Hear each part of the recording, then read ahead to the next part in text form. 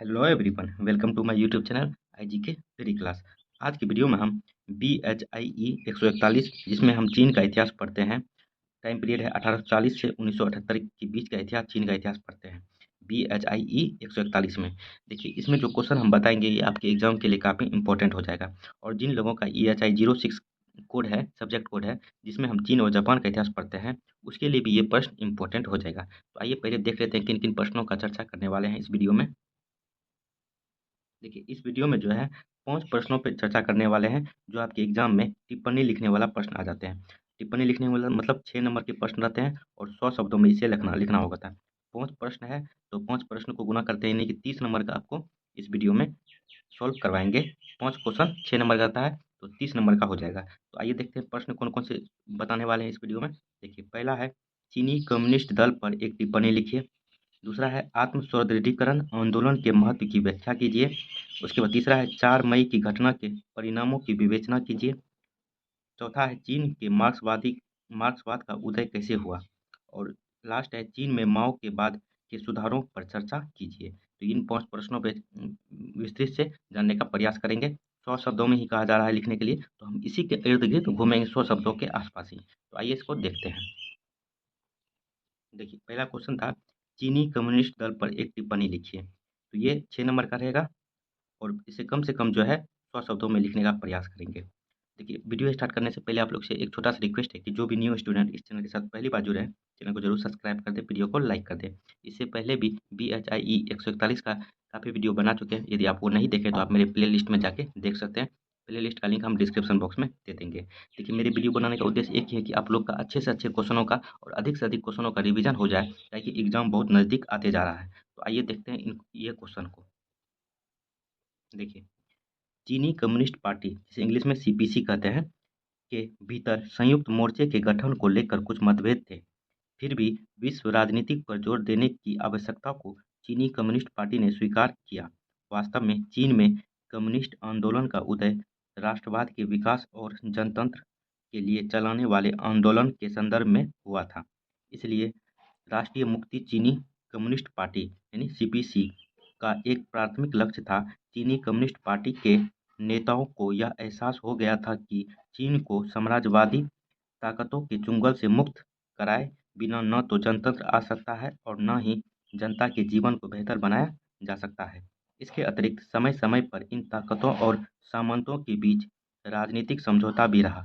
इसलिए राष्ट्रीय मुक्ति को चीन में सामाजिक मुक्ति के लिए चलने वाले संघर्ष से अलग नहीं किया जा सकता था। तो देख लिए CPC किस तरह से गठन हुआ और उनका क्या उद्देश्य था। आइए दूसरा देखते हैं आत्म सुदृढ़ीकरण आंदोलन के महत्व महत्व की व्याख्या कीजिए। देखिए देखिए आत्म सुदृढ़ीकरण आंदोलन के महत्व की व्याख्या कीजिए। ये भी आपके एग्जाम में 6 नंबर का रहेगा, इसे 100 शब्दों में लिखना होगा। ठीक है, देखिए राजनीतिक अर्थव्यवस्था के देखिए जो भी पढ़ रहे हैं ये चीन के संदर्भ में हम पढ़ रहे हैं।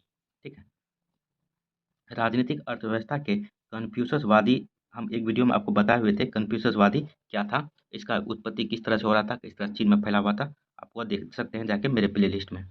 कन्फ्यूशसवादी सिद्धांतों पर जोर दिया गया। राज्य के नागरिक प्रशासन व्यवस्था को बहाल किया जा सका और ऐसा नई परीक्षा प्रणाली से आए योग्य अधिकारियों के कारण ही संभव हो पाया।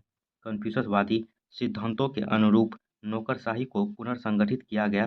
कन्फ्यूशसवादी विचारधारा और ज्ञान के द्वारा राज्य के राजनीतिक तथा प्रशासनिक ढांचे को मजबूत किया गया। इस काल के दूसरे चरण में चीनियों ने अपने देश को धनी और शक्तिशाली बनाने के प्रयास किए। यद्यपि थोड़ी आर्थिक वृद्धि तो हुई, पर ये प्रयास अधिक सफल न हो सके, क्योंकि तोंगजी पुनर्स्थापना के अंतर्गत चीन के पारंपरिक व्यापार को अधिक प्रोत्साहन नहीं दिया गया। जो चीन के लोग थे और चीन में जो है अधिक व्यापार की जो है प्रोत्साहन नहीं दिया गया था वहाँ की सरकार के द्वारा। फिर भी इस समय में चीनी समाज के कुछ नए परिवर्तन अवश्य हुए। आइए एक क्वेश्चन और देखते हैं। तीसरा क्वेश्चन 4 मई की घटना के परिणामों की विवेचना कीजिए। 4 मई की जो घटना हुई थी इनके परिणामों का विवेचना करना है। ये काफ़ी इंपॉर्टेंट हो जाता है, इसको स्टार मार के चलिएगा। तो आइए देखते हैं इसको। देखिए, यह नया सांस्कृतिक आंदोलन 4 मई के आंदोलन के रूप में प्रस्फुटित हुआ, या यूं कहें कि यह आंदोलन उसमें समाहित हो गया। इस दौरान बहुत से सिद्धांत असंख्य पत्रिकाओं के माध्यम से सामने आए। 4 मई के आंदोलन ने जनता के छिपे हुए आक्रोश को व्यक्त कर दिया। इसमें नव संस्कृति की अवधारणाओं का विस्तार हुआ और खासकर सांस्कृतिक विरासतों के पूर्ण अस्वीकार की बात सामने आई। इस घटनाओं का मुख्य परिणाम यह हुआ कि चीन की समस्याओं का शुद्ध रूप में सांस्कृतिक निदान प्रस्तुत किया गया। 4 मई की घटना एक राजनीतिक घटना थी। यह विदेशी साम्राज्यवाद के खिलाफ एक जबरदस्त राजनीतिक कार्रवाई थी।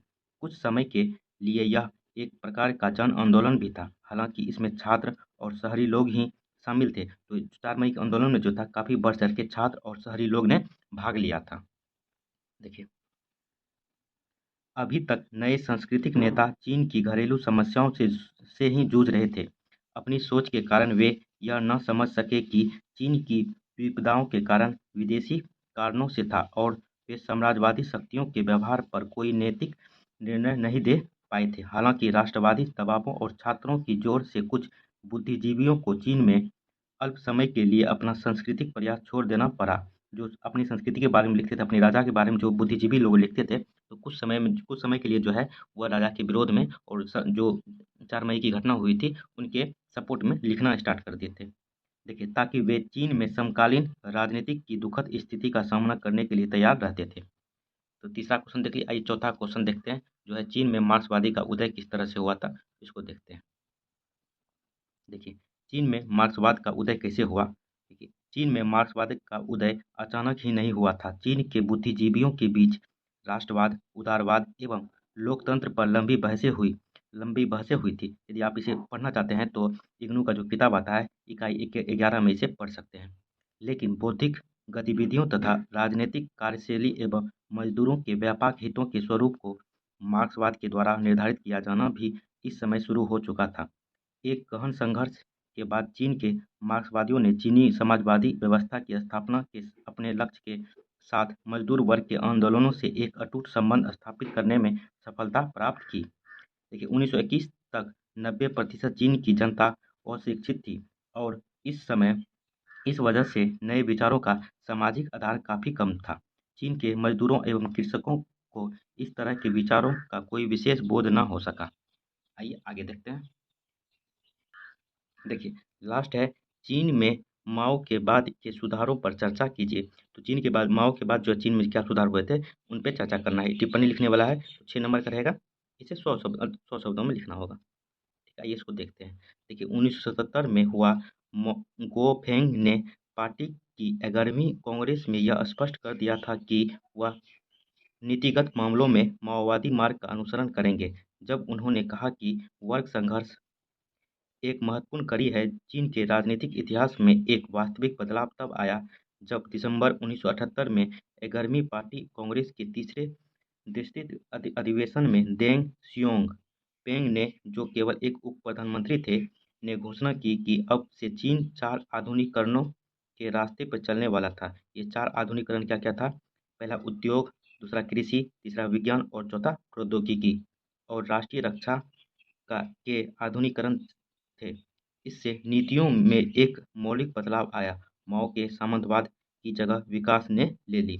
4 आधुनिकीकरणों को बाद में सुधार और खुल जाने का नाम दिया गया। इस नीति ने चीन को पूरी तरह से बदल दिया। तो देख लिए पाँचों क्वेश्चन। कैसा लगा वीडियो कमेंट करके आप लोग जरूर बताएं। चैनल को अभी तक सब्सक्राइब नहीं किया तो चैनल को जरूर सब्सक्राइब कर दें। चलिए, थैंक यू दोस्तों। जय हिंद।